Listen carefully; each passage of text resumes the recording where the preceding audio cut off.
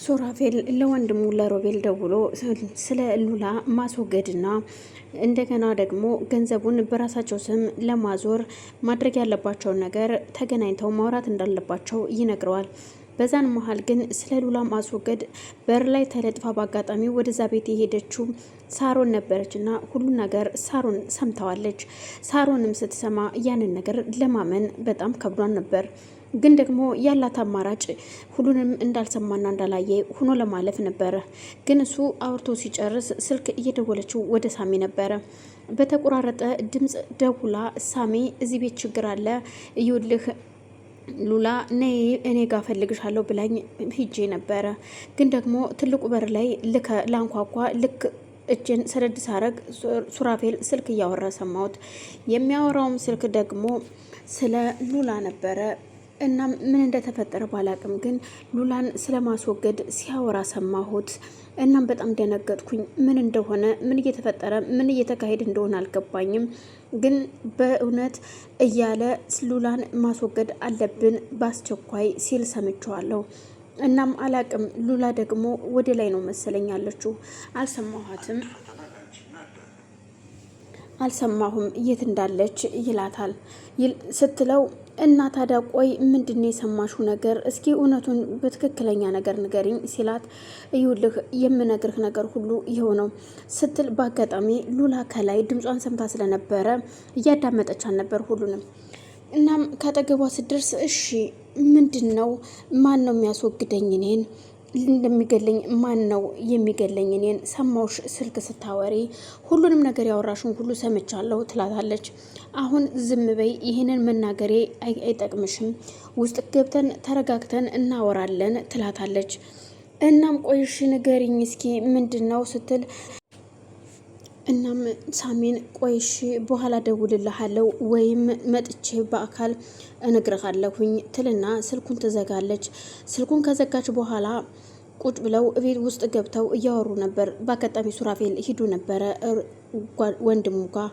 ይህንን ሮቤል ወንድሙ እንደሆነ ማንም ሰው እስካሁን እያወቀ የለም።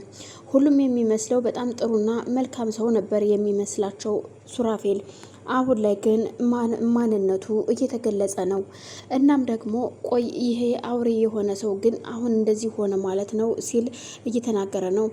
አሁን ሳሚ እንዴት ምን ማድረግ እንዳለብኝ አላቅም፣ ብቻ እስኪ ለማንኛውም ቆይ እናወራለን ይላትና ስልኩን ከዘጉ በኋላ እሷም ቁጭ ብለው እያወሩ ነበር።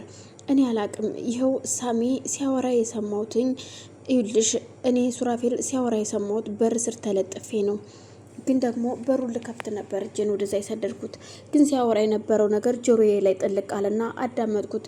እናም እንደሚያስወግድሽ ነው እየሰማሁት፣ ሌላ የሰማሁት ነገር የለም ትላታለች። ይህ የተረገመ ቤቱን በአንተ ስም አላዞረውም በራሴ ስም አደርገዋለሁ ብዬ ስላልኩት ነው ማለት ነው እኔን ለማስወገድ እየጣረ ያለው ትላታለች። ብቻ አላቅም እንዴት እንደሆነ ብቻ እኔ የማውቀው ነገር የለም። ግን ያለሽበት ነገር አደጋ ላይ ነው። እኔ እንጃ ለምን እንደመጣው እኔ ራሱ ግራ ገብቶኛል ትላታለች።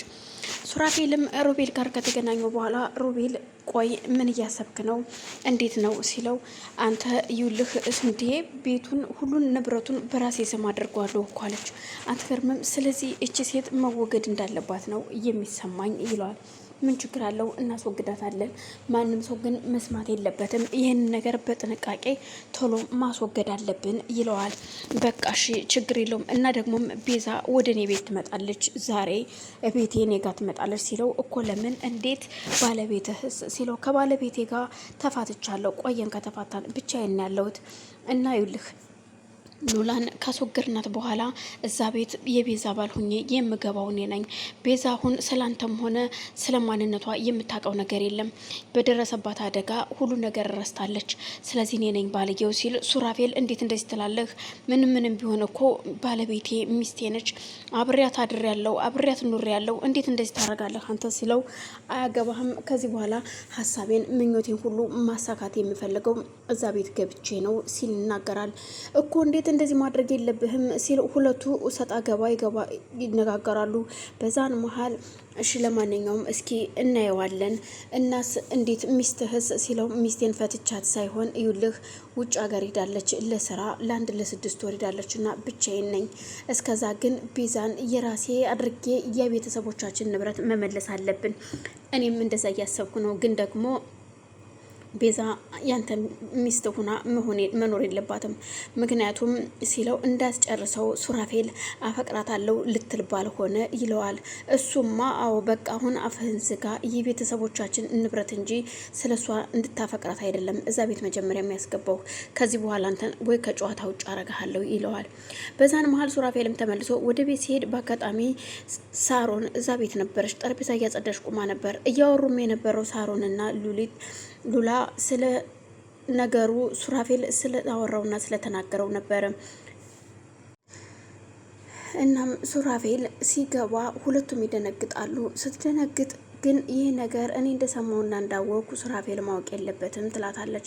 እንዳትነግሪው ዝም በይ ስትላት ሉላ ግን ደንግጣ ስለነበር ቆይ እንዴት ናችሁ ስትል በጣም ትደነግጣለች። በዛን ሰዓት ሳሮንም ደንግጣ እጇ ሁሉ የሚይዘውንና የምትጥለውን ሲንቀጠቀጥ ሲያይ ምን ሆናችሁ ነው ሲል አይ ምንም ሳሮን እንዴት መጣሽ ለስለላ ነው የመጣሽው ሲላት አይ በፍጹም ለስለላ አይደለም ምን አገባህ አንተ እኔ ነኝ ያመጣኋት ስለ ስለላ ምናምን የምትለው ነገር ስትል ሉሊ ትናገረዋለች። ሱራፌልም ቀስ ብለሽ አታወሪም እንዴ ምን ቁጣ